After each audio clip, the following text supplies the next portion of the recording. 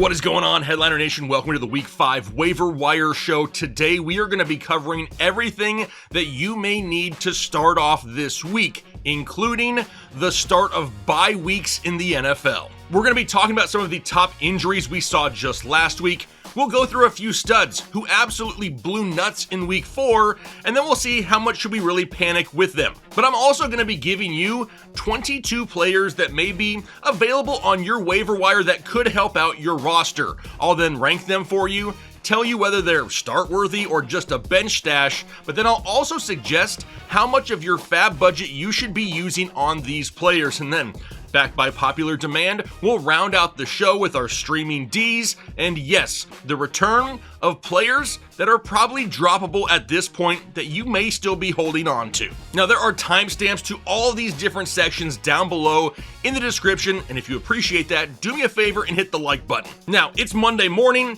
I'm already looking forward to one of the recipes in our cookbook for this week. The sound of jackpot pork tenderloin sliders sounds amazing, and it's inspired by the Colts-Raiders game here in week 5. It's a crispy Indiana-style breaded pork tenderloin sandwich, which meets Vegas's flair with a bold chipotle honey glaze and a hit of casino-style indulgence. But wait, you didn't know we had a cookbook?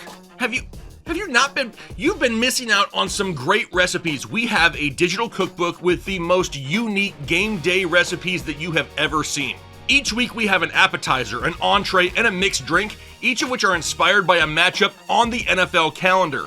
This week, it's jackpot pork tenderloin sliders, but we have a ton of great game day options out there for you. All you gotta do is head over to thefantasyheadliners.com/cookbook and get yours for only $8.99. There's links to it down below in the description. Get it now so you have time to go grocery shopping so you can absolutely feast on Sunday. But all right, let's go ahead. Let's dive into week 5 because first we're going to talk about some major injuries that we saw in week 4. And unfortunately, we got it started off with a big name. Malik Neighbors, wide receiver of the New York Giants, suffered a season-ending ACL tear. That one right there hurts a lot of people, myself included. I owned a butt ton of Malik Neighbors. How about Lamar Jackson, who suffered a quote-unquote hamstring injury? Really no idea how severe it is. They were getting absolutely worked by KC last week. But if there is an actual hamstring injury, the Ravens have a week 7 bye. If he were to miss some time, do we not see him until week 8? That is definitely a name we are paying super close attention to this week. How about Ricky Pearsall? He re-aggravated a knee injury and now his week 5 status is kind of up in the air. That's a name to pay attention to. And then lastly, Jaylen Warren. He showed up late on the injury report, but all signs showed to it just being rest. He traveled to Ireland. He was going to be good. And then he tested it out in the pregame and got ruled out. Now, it doesn't sound like it's anything major, and now they're on a bye this upcoming week, so maybe they just wanted to hold him out, get him healthy, so he's good to go in week 6. But outside of that, didn't really see anything too major, so let's go ahead and move on to the next section, which is players who absolutely sucked in week 4, and this list is once again longer than I ever want it to be. How about Jordan Mason? He only scored 8.7 fantasy points just last week. Now, he played the most snaps that he has played in a game so far this season. He has 16 touches in back-to-back games.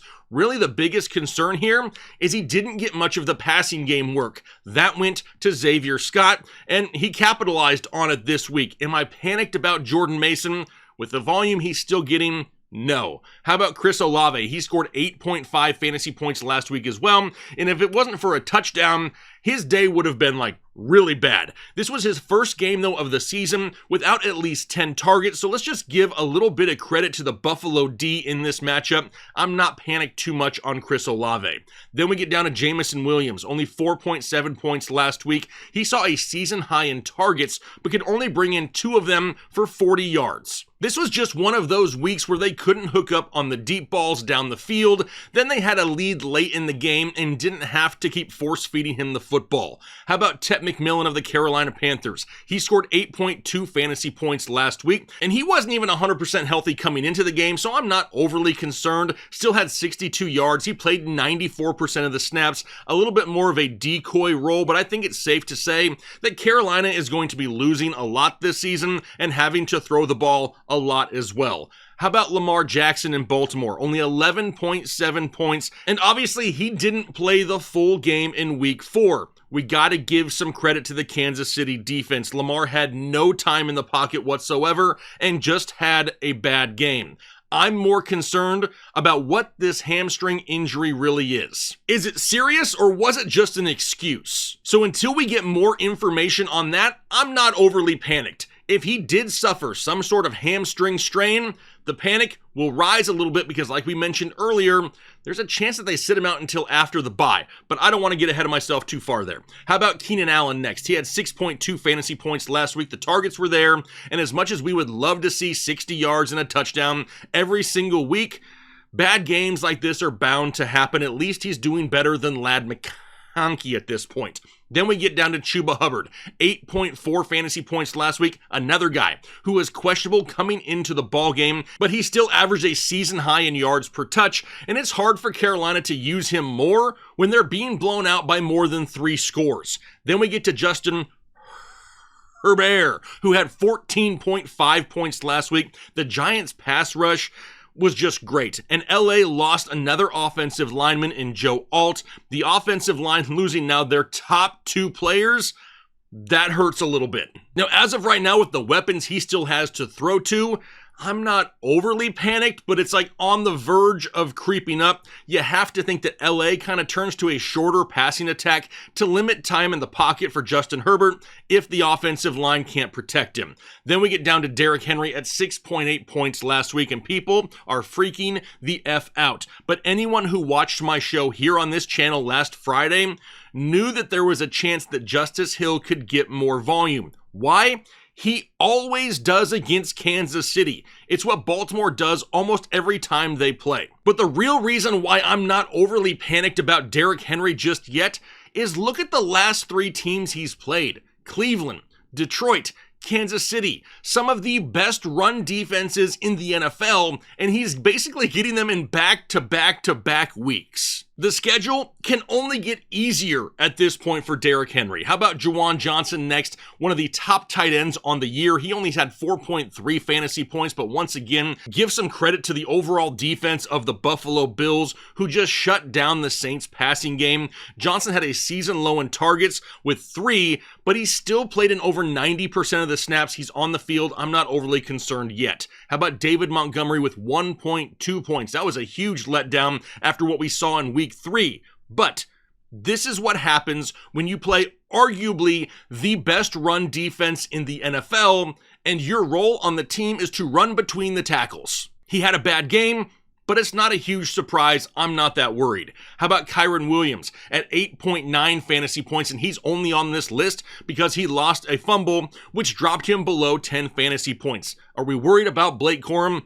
No. The guy had 16 total yards on 11 total touches. Kyren Williams just went out and averaged his highest yards per touch of the year and looked pretty good on tape as well. Now, after him is where the panic starts to creep up a little bit. How about Trey Benson of the Arizona Cardinals at 7.9 points last week? And it was disappointing for Trey Benson owners because they expected him to kind of be that bell cow in Arizona. He was going to get everything on the ground. He was going to get everything through the air.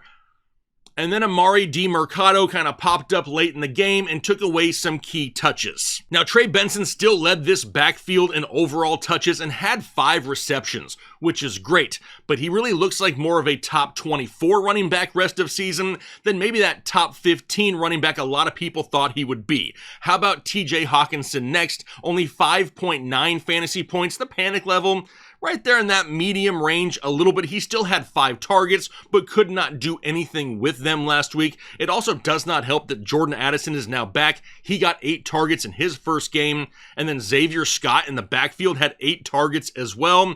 There's some reason for concern surrounding TJ Hawkinson. If he doesn't score a touchdown, it's really hard to start him right now. And then we get in to the highest of high when we get to panic. How about DJ Moore? 5.8 fantasy points once again last week, and we have talked about him for weeks. Good or bad matchups, it does not seem to matter. Apparently, Chicago just wanted to pay him to not use him going forward. Then Brian Thomas Jr. If you aren't panicked with Brian Thomas Jr. after 4 weeks, then you shouldn't be complaining about any player in fantasy football. Every single red flag we talked about this offseason has come to fruition the first 4 weeks of the season. Are things gonna get better? Sure, but they can't really get much worse. For a guy that was a Verge first-round pick in fantasy football, he has not returned his draft value even anywhere close. Same with Ladd McConkey. Only 1.6 points last week is absolutely disgusting. Now, the injuries to the offensive line could actually help out Ladd McConkey, but 1 catch for 11 yards and no games with at least 50 yards in the last 3 weeks, there should be a lot of panic here. The play of Keenan Allen and Quentin Johnston has basically erased Ladd McConkey from the offense. Now, hopefully with the injuries to the offensive line, they're a little bit more of a quick-hitting offense in the passing game, and maybe Ladd can rack up some receptions underneath. Fingers crossed, still a lot of panic. And then lastly, A.J. Brown, 1.7 fantasy points last week, and I really don't think I need to go into this one very much. We have been talking about the headaches of owning A.J. Brown for months at this point. You're gonna have the few blow-up games, but in between, drop your drawers because it's not going to be a great week. So now let's head in to week 5. We're going to start off with the teams who are on bye. We have 4 teams this week on bye. First up, the Atlanta Falcons. No Bijan Robinson, no Drake London, and no Kyle Pitts for your fantasy teams this week. Then we got the Chicago Bears. They're not playing either, so no Caleb Williams, no DeAndre Swift, and no Rome Odunze. I would put no DJ Moore, but at this point, I don't know if anyone's starting him anyway. Now, after the Bears, we got the Green Bay Packers on bye as well. No Jordan Love, no Josh Jacobs, no Tucker Kraft. And then lastly, the Steelers. Really, the only player there that's probably fantasy relevant at this point is DK Metcalf. He's not going to be available this week either. So now let's go ahead and dive into the waiver wire. And like I said, I got like 21 names here, 22, whatever it may be to go through. We'll start off at the quarterback position if you need a quarterback this week as a bye week fill-in. First up is Jackson Dart of the New York Giants. He's currently 20% owned, and he's got a matchup coming up against the New Orleans Saints. And it really sucks that he lost Malik Neighbors. But with the rushing upside that he has, and a matchup going up against this Saints defense, it still makes him a streaming option. And after we see them go out and beat the Los Angeles Chargers, that's going to give Jackson Dart and this overall offense a lot of confidence. Now, another option at the quarterback position has to be Sam Darnold of the Seattle Seahawks. He's 15% owned with a matchup going up against Tampa Bay. And Sam Darnold now has scored at least 16 fantasy points in 3 straight games and has 5 passing touchdowns over the last 3 weeks. Now he gets a matchup going up against Tampa Bay, and they allow the 8th most fantasy points per game to the quarterback position, and then Matthew Stafford as well. He's 40% owned, the highest owned quarterback on this list, and he's going up against San Francisco. Now, Stafford is quietly up to the quarterback 12 overall on the season, and is averaging 18.5 fantasy points per game, yet is less than 50% owned. With the way that Puka and Devontae Adams are playing on the outside, that big play threat with Tutu Atwell, the running game, Matthew Stafford has probably had one of these safer floors the entire season. Now with a matchup going up against San Francisco, I can see him exploiting this matchup as well. So now let's move down to the running back position. The first player up is Woody Marks of the Houston Texans. He is 30% owned with a matchup coming against the Baltimore Ravens on the road in Baltimore. And we have been talking about Woody Marks since August. I made a sleepers video where we mentioned, hey, if this guy gets a chance, he could win the job in Houston. Then that may have just happened in week 4 where he had a massive game. Now Nick Chubb is still going to be in the mix, but hit this. Woody Marks scored almost as many fantasy points in week 4 alone as Nick Chubb has scored the entire season. Now, Marks may not be some bell cow that's going to get 20 plus touches a week, but he is way more efficient than Nick Chubb and definitely needs to be rostered at this point by someone. Now, after him is Brashard Smith of the Kansas City Chiefs. He's only 2% owned. They're going up against Jacksonville. This is a little bit more of a speculative ad just to see what happens in the Kansas City backfield. He's a great talent, but he needs something to happen to either Kareem Hunt or Isaiah Pacheco. However, he did see 4 targets in week 4, so he's moving in the right direction. Now, after him is Kendre Miller of the New Orleans Saints. He's 5% owned right now going up against the Giants, and he just saw a season high in snaps and touches in week 4. He looks way more efficient on the ground than what Alvin Kamara does. At this point, it would not surprise me if we saw Kendre Miller more on those early downs and a little bit more of Alvin Kamara on third downs. Then we get down to Xavier Scott of the Minnesota Vikings. He's only 1% owned with a matchup upcoming against the Cleveland Browns. And it really seems like he has taken over the Aaron Jones pass catching role in this backfield. He just finished tied for second on the team in targets with 8 in week 4. Now you have to think he's going to lose most of his value if and when Aaron Jones returns. He's a little bit more of a short-term ad if you need immediate help, especially going up against Cleveland, who's super tough to run on. They may have to throw the ball a little bit more. Xavier Scott has a little bit of upside in deeper leagues. Then we get Amari DiMercado in Arizona, only 2% owned going up against Tennessee, and we should be shocked that Arizona didn't use Trey Benson more. But then we should also remember this is Arizona, and everything they do is weird. Heck, Jonathan Gannon himself has been weird ever since he met Rondale Moore. Hey! Good. Good. Shots. Explosives. You can run. But it does appear that Amari DiMercado is going to get weekly touches in this backfield and play right around 40% of the snaps. Now, after him, we got Chris Rodriguez, C-Rod of the Washington Commandos. He's 8% owned. They're going up against the Chargers, and he looked decent on the ground. He has great efficiency whenever we do see him, but he is still in a 3-way split backfield with Jerry McNichols and Bill Ja'Cory Krosky-Merritt. In my opinion, he's more of a deeper league stash, if anything. Kind of the same with Justice Hill as well of the Baltimore Ravens. He's 12% owned with a matchup upcoming against the Houston Texans. He had a huge week 4, but we got to be realistic. That is not the new norm. Like I said earlier, he always produces against the Kansas City Chiefs. It's kind of what we've seen over the years. Justice Hill is not somebody that we can pick up, immediately throw into our starting lineup, and expect big things weekly. He is very matchup dependent, and when Baltimore falls behind, Justice Hill is used more. I know a lot of people are going to see that production from last week, and they're going to overpay for him on the waiver wire.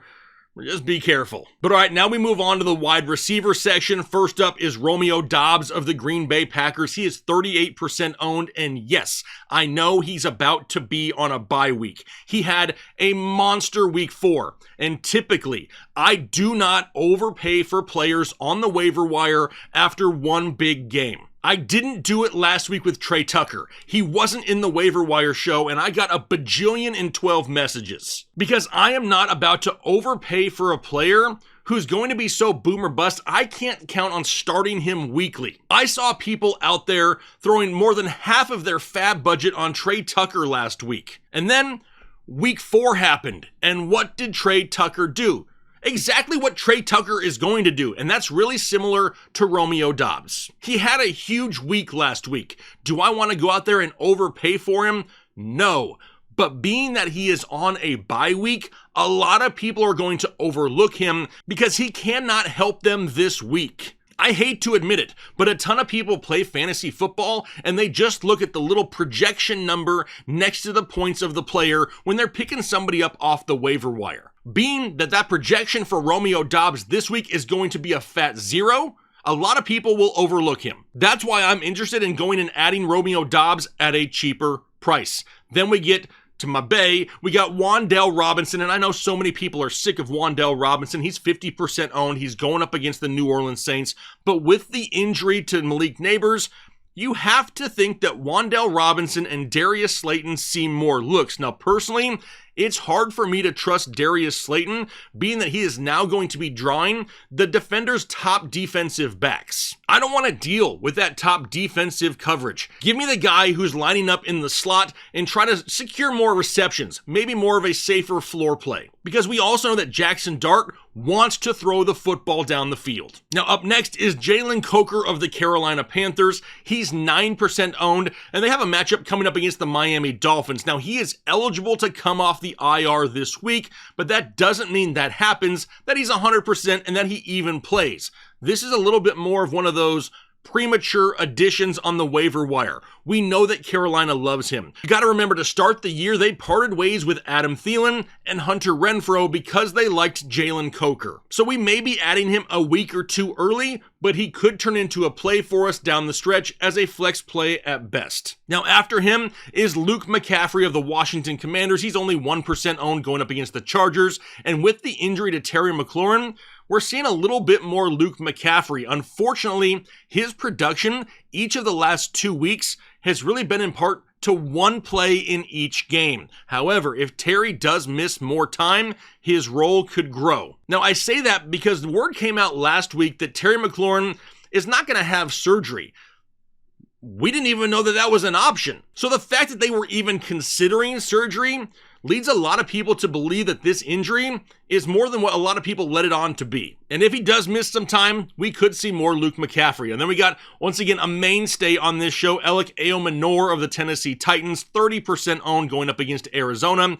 He has been much more consistent in this passing offense than what Calvin Ridley has been. And with Tennessee trailing every single week, they're having to throw the ball a ton. Then we get down to Isaiah Bond of the Cleveland Browns. He's 0% owned. He's probably on your waiver wire with a matchup going up against Minnesota. Cedric Tillman suffered a hamstring injury, which could lead to rookie wide receiver Isaiah Bond getting more volume. He just saw a season-high 6 targets, and he averaged 19.3 yards per reception. He could easily fill in that deep ball role for the Cleveland Browns. And then Demarcus Robinson of the San Francisco 49ers, only 1% owned as well, going up against Jacksonville. Now, he came back from his suspension last week and only had 2 targets, but now with Ricky Pearsall a little bit banged up, dealing with that knee injury, we could see more Demarcus Robinson in the very near future. But let's also add in some tight end options. Brenton Strange is still out there in a lot of leagues of the Jacksonville Jaguars, 25% owned going up against Kansas City.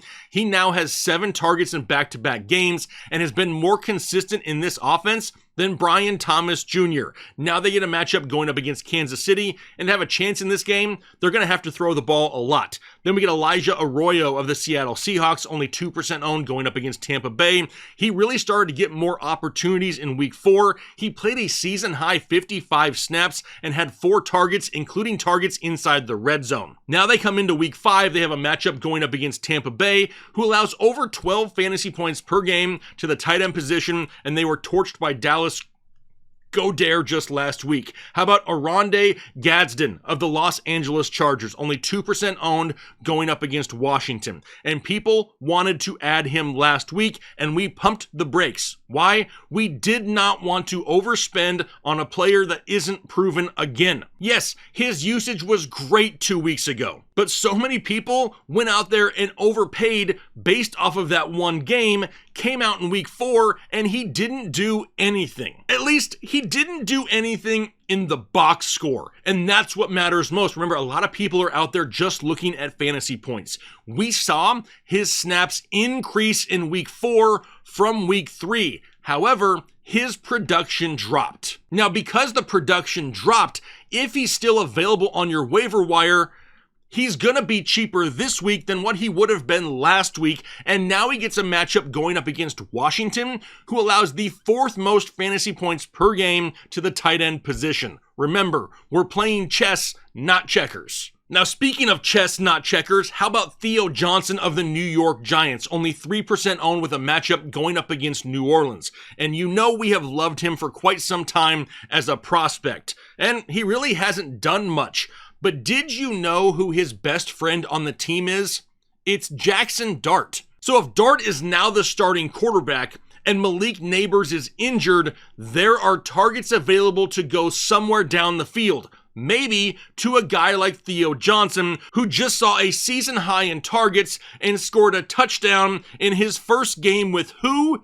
Yes, Jackson Dart. Now this isn't some layup gimme here, but it could turn into something in the coming weeks. And then lastly, Jake Tonjes of the San Francisco 49ers, only 3% owned, going up against the Rams. Not a huge ceiling, but with Pearsall now limited and banged up with a knee injury, he could see some extra looks in week 5, going up against the Rams, who really, I don't want to say struggle against tight ends, but that defense is solid. However, the one area they've kind of struggled in is containing tight ends, where they've allowed 13 fantasy points per game to the position. Which brings us to the end of the player list. So now let's pull up our waiver wire power rankings, and let me preface it by saying this.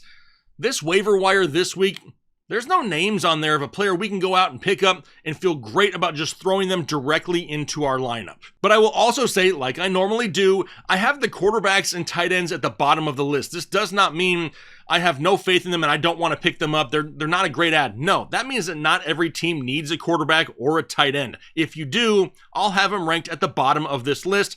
I just don't want to cause confusion and have them higher in the list. So let's run through these here real quick. At number 1, it's Woody Marks, who just grabbed himself a huge role in the Houston backfield, followed by Romeo Doubs, Wan'Dale Robinson, Amari DiMercado. Then we got Jalen Coker, Alec Aomanor, Xavier Scott in his limited role. Remember, it's not going to last for a long time. Luke McCaffrey, same with him. What's going to happen with Terry McLaurin? Followed by Justice Hill, Chris Rodriguez, Isaiah Bond in Cleveland, Brashard Smith of the Kansas City Chiefs. Then we get Kendre Miller, Demarcus Robinson, and then we get down to the quarterback section, where I have Jackson Dart with the highest ceiling. Sam Darnold may be the safest floor play here, and then Matthew Stafford, maybe a little bit of each. Now, if you find yourself needing a tight end, I got Brenton Strange, then Elijah Arroyo, Oronde Gadsden, Theo Johnson, and then Jake Tonjes. Which then brings us to our start or stash section here of the show. And obviously, like I just mentioned earlier, most of these guys, I just want to stash them. I don't want to have to start any of them, if I'm being honest, outside of the quarterbacks and tight ends. Obviously, if they're being mentioned as streaming options this week, they are startable. But for the running backs and wide receivers, I would prefer to stash them all. If you had to start any of them, Wan'Dale Robinson should see an uptick in targets here this week. Alec Aomanor, the safest option in a Tennessee offense that is going to be throwing each week. He could be somebody in a deeper league as well. But after that, the rest of the running backs and wide receivers, I'm hoping you can just stash them at this point. But all right, how much do we need to spend on these guys? Let's go ahead and pull up the recommended FAAB budget for each player. Woody Marks, I'll go up to 30%. Some people are going to overspend. Remember, this is still a backfield. If you want to go like 35% or so, I won't hate you, but you don't want to go out and overspend like a lot of people did with Trey Benson last week, see a split backfield in week 5, and whatever hair you have left, you want to pull it out. Then we get Romeo Doubs. Remember, he's on a bye week. We're going up to 20% with him and Wan'Dale Robinson. Then we go down to guys like Amari DiMercado, Jalen Coker, Alec Aomanor, Xavier Scott, Luke McCaffrey, Justice Hill, Chris Rodriguez, Isaiah Bond, Brashard Smith, Kendre Miller, Demarcus Robinson, up to 15% of your FAAB budget. We're not going to overpay for any of these guys. Kind of a lot of unknown, some boom or bust in there, so we don't want to drain the FAAB budget if we don't have to. Now, after that, when we get down to the quarterbacks and the tight ends, obviously, there's not very many startable fantasy quarterbacks on bye this week, so hopefully not a lot of people are clamoring to the waiver wire, and I'd be fine with any one of these 3 guys available in week 5, so I don't want to overpay, trying to keep it less than 10% of your budget, and the same with the tight end position. I think we've seen, once again, in 2025, the tight end position is hit or miss. I don't care how great you are, I don't care what your projections are, I don't care what people thought you were going to be in the offseason. Everybody has sucked at some point this season at the tight end position, so I'm not going more than 10% on any of these guys as well. So now that we've gotten through that, let's go ahead and pull up a few of our streaming Ds. First up, it's the Minnesota Vikings going up against the Cleveland Browns. And Cleveland is the second lowest scoring team in the NFL, and they can't seem to get their passing game going. With Cedric Tillman now injured and the quarterback controversy just starting in Cleveland, Minnesota could be a high upside play this week. How about the New York Giants as well, going up against the New Orleans Saints? This defensive front in New York is providing a ton of pressure on quarterbacks, which could easily lead to some Spencer Rattler turnovers this season against a very lowly Saints offense. And then lastly, the Arizona Cardinals going up against Tennessee, and this has more to do with the matchup. Tennessee is the only team in the NFL to have scored less points than the Cleveland Browns. The Arizona defense has played decent overall this season. It's a lot better than its offense anyway. So if you're looking for a streaming D, these could be options for you this week. And then lastly, the section that people have been asking for weeks, which players can I drop? Now we always wait to add this section until after the first month of the season so we don't overreact. So with that being said, here are 10 names that I would drop if I own them if there are better options on the waiver wire. First up, Dylan Sampson, running back of the Cleveland Browns. He's still 35% owned. This is Quinshon Judkins' backfield now. He commands it. He's getting work in the passing game. Dylan Sampson has basically been forgotten about at this point, so the 35% that own him, you could probably drop him if you'd like. Same with Jerome Ford. He's 33% owned, and he's nothing more than a handcuff to Quinshon Judkins at this point. Caleb Johnson of the Pittsburgh Steelers, still owned in 43% of leagues. If he isn't going to be a thing with Jaylen Warren out and injured, he isn't going to be a thing after the bye week when Jaylen Warren is healthier. I know this pick may have made a lot of sense in the offseason, but kid isn't touching the football enough for me to want to have him on my roster. If you own Caleb Johnson and you can go out and get Woody Marks, I make that trade 100% of the time. Now after Caleb Johnson, we got Nick Chubb, and this one pains me in the heart. He is 78% owned, but we have talked about Woody Marks for months. It's not like this is some flash in the pan, some random guy who had a good game. We've been waiting for him to get an opportunity because when he gets it, we thought he could expand his role, and it seems like that has just happened. Now, as much as I hate to admit it, Nick Chubb is just not very efficient anymore. He has scored less than 8 fantasy points in 3 of the 4 games this season, so depending on who you can swap him out for, I'm not opposed to it. I can't argue for keeping him. Then we get to another one of my guys, Kayshon Booty, rocking everywhere. 17% owned as of right now, and it's just weird. Typically, wide receivers who are on the field for more than 75% of offensive snaps on a team that throws as much as New England are at least flex options, but Kayshon Booty only has 4 catches over the last 3 weeks combined, and now all of a sudden, Stephon Diggs is looking healthier and getting more volume. Now after him, it's Josh Palmer of the Buffalo Bills. He's 15% owned. Buffalo just spreads the ball around too much, and they're up by double-digit scores too often to really rely on any of their wide receivers at this point. I just view guys like Keon Coleman and Khalil Shakir a little bit safer, so we can drop Josh Palmer. Same with Xavier Legette of the Carolina Panthers, only 30% owned. Even when he is healthy, he isn't worth starting, so when he's injured, you can probably just go ahead and drop him. Adam Thielen in Minnesota, still 20% owned by teams. The return to Minnesota is more of a story than one last big year for him coming home. With Jordan Addison now back, Thielen's going to see his volume continue to drop each and every week. Then we get to Calvin Ridley of the Tennessee Titans. He is 87% owned, and it is crazy, and I mean outright crazy, to think that he was light years better with Mason Rudolph last year than he is with Cam Ward this year. But through 4 weeks of the NFL season, Calvin Ridley is the wide receiver 72 and is averaging less than 5 fantasy points per game. Now, I'm not going to go out there and drop Calvin Ridley for, say, Luke McCaffrey. I'm not going to do that. If I can go out there and swap him for a Romeo Doubs or something like that, yeah, maybe I would do that. But I at least want to drop him for a guy that is getting production right now, not a guy who may end up with some production or only has limited production because a player is going to be coming back to their roster. So if there's an option out there to upgrade, I hate to admit it, but how can I argue for Calvin Ridley at this point? And then lastly, Jaden Reed of the Green Bay Packers. He's still 50% owned. He had surgery on his collarbone and a Jones fracture in his foot.